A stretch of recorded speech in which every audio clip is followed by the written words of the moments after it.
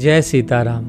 सनातन संस्कार के इस चैनल पर मैं सिद्धार्थ द्विवेदी आप सभी का स्वागत करता हूँ। मनुष्य शरीर की हमारे शास्त्रों में बड़ी भारी महिमा गाई गई है। श्रीमद् भागवत महापुराण में जहाँ मनुष्य शरीर के संबंध में भगवान कहते हैं दुर्लभो मानुषो देहो, वहीं श्री रामचरितमानस में श्री राम जी अवध वासियों को संबोधित करते हुए कहते हैं बड़े भाग मानुष तनु पावा। तो मनुष्य का यह शरीर जो हमको मिला है, इसमें कारण भाग्य है, और यह भाग्य और कुछ नहीं भगवान की करुणा है, उनकी कृपा है। इसलिए हमें चाहिए कि हम भाग्य से प्राप्त, भगवान की कृपा से प्राप्त इस शरीर का सदुपयोग करें। इस शरीर की महिमा किसी आकृति के कारण नहीं है, प्रत्युत विवेक के कारण है। अब प्रश्न उठता है कि ये विवेक क्या है? तो सत असत, जड़ और चेतन, सार और असार, कर्तव्य और अकर्तव्य, ऐसी जो दो चीज़ें हैं, उनको पृथक पृथक समझने का नाम ही विवेक है। यह जो विवेक हमें प्राप्त हुआ है, यह भगवान का दिया हुआ है और अनादि है। इसलिए विवेक का जन्म नहीं होता, बल्कि जागृति होती है। विवेक को जगाया जाता है। अब प्रश्न उठता है कि ये विवेक कैसे जागृत होता है? तो उत्तर है सत्संग से। बिनु सत्संग विवेक न होई। सत्संग के बिना विवेक नहीं जागता।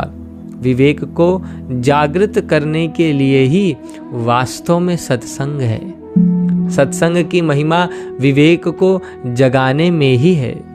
उसमें भी जो लोग सत्संग में खूब ध्यान देते हैं और गंभीर विचार करते हैं, उन्हीं का विवेक वास्तव में जागृत होता है।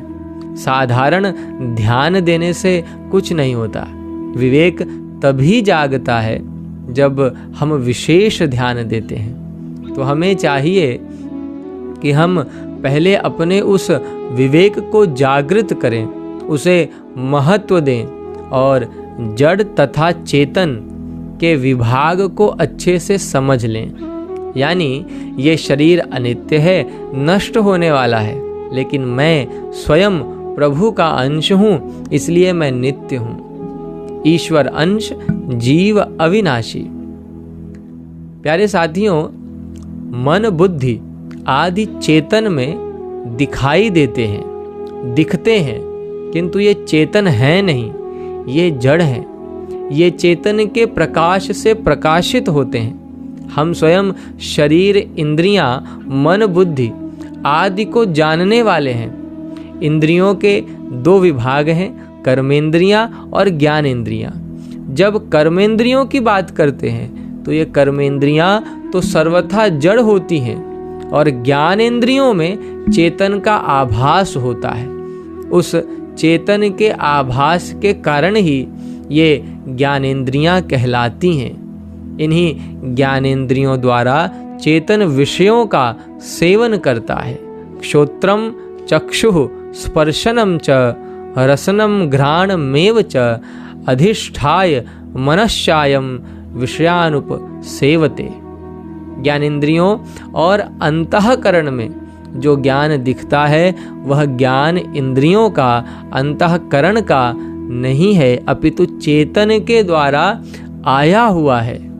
क्योंकि ये करण वास्तव में जड़ हैं। जैसे दर्पण को सूर्य के सम्मुख कर दिया जाए तो सूर्य का प्रकाश दर्पण में प्रतिबिंबित होता है, आ जाता है, और उस प्रकाश को यदि अंधेरी कोठरी में डाल दिया जाए तो वहाँ भी प्रकाश हो जाता है। वह प्रकाश मूल में है तो सूर्य का, दर्पण का नहीं। तो ऐसे ही इंद्रियों में और अंतःकरण में चेतन से प्रकाश आता है। चेतन के प्रकाश में प्रकाशित होने पर भी ये जो इंद्रियां और अंतःकरण है, ये जड़ ही हैं। और हम स्वयं चेतन हैं, परमात्मा के अंश हैं, ईश्वर अंश, जीव अविनाशी। जैसे शरीर माता और पिता दोनों का अंश है, ऐसे ही स्वयं प्रकृति और परमात्मा दोनों का अंश नहीं है। स्वयं यानी हम केवल परमात्मा के ही अंश हैं। मम योनिर महद ब्रह्म तस्मिन् गर्भम ददाम्यहम् तासाम ब्रह्म महद्योनिरहम् बीज प्रदः पिता। अर्थात प्रकृति माता है और मैं उसमें बीज स्थापन करने वाला पिता हूँ, जिससे संपूर्ण प्राणी पैदा होते हैं। अतः प्राणियों में प्रकृति का अंश भी है और परमात्मा का भी, परंतु जो जीवात्मा है उसमें केवल और केवल एक प्रभु का ही अंश है। देवता, भूत, प्रेत आदि जितने भी शरीर हैं उन सब में जड़ और चेतन दोनों रहते हैं। देवताओं के शरीर में तेजस तत्व की प्रधानता रहती है, भूत प्रेतों के शरीर में वायु तत्व की प्रधानता रहती है तथा मनुष्य शरीर में पृथ्वी तत्व की प्रधानता रहती है।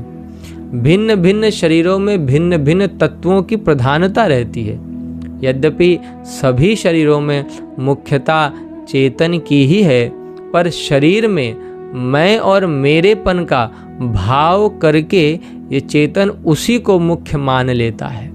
इस प्रकार जड़ शरीर को मुख्यता देना ही जन्म मरण का कारण है। कारणम गुण संगोस्य सद सद्दो निजन्मसु। इन गुणों का संग होने से ही जीवों की 3 गतियां होती हैं। जो सत्वगुण में स्थित होते हैं वे ऊर्ध्व गति में जाते हैं, जो रजोगुण में स्थित होते हैं वे मध्यम लोक में जाते हैं, और जो तमोगुण में स्थित होते हैं वे अधोगति में जाते हैं। इस प्रकार जड़ चेतन के विभाग को ठीक तरह से समझना चाहिए। जड़ अंश शरीर तो छूट जाता है, लेकिन हम रहते हैं। जब तक मुक्ति नहीं होती तब तक जड़ता साथ में रहती है। इसलिए एक शरीर को छोड़ के दूसरे शरीर में जाने पर स्थूल शरीर तो छूट जाता है, लेकिन सूक्ष्म और कारण शरीर साथ में रहते हैं। और मुक्ति होने पर जो है ये चेतनता, मुक्ति होने पर केवल चेतनता शेष रह जाती है, जड़ता साथ में फिर नहीं रहती। अर्थात स्थूल, सूक्ष्म और जो कारण शरीर है उसके साथ में नहीं रहती। प्यारे साथियों, किंतु ये जो बातें हैं ये तभी समझ में आएंगी जब हम अपने विवेक को महत्व देंगे। जब तक हम अपने विवेक को महत्व ना देकर अज्ञानता को महत्व देते रहेंगे, तब तक हम संसार की अनित्यता को और शरीर की नित्यता को समझ नहीं पाएंगे। और जब तक हम यह नहीं समझते तब तक हमको दुख भोगना पड़ेगा, जन्म मरण भोगना पड़ेगा। अतः हम सबको चाहिए कि मनुष्य जीवन की जिसके कारण महिमा है उस विवेक को हम महत्व दें, क्योंकि यह विवेक ही हमारी मुक्ति का कारण है, हमारे सुख का कारण है। जय सीताराम।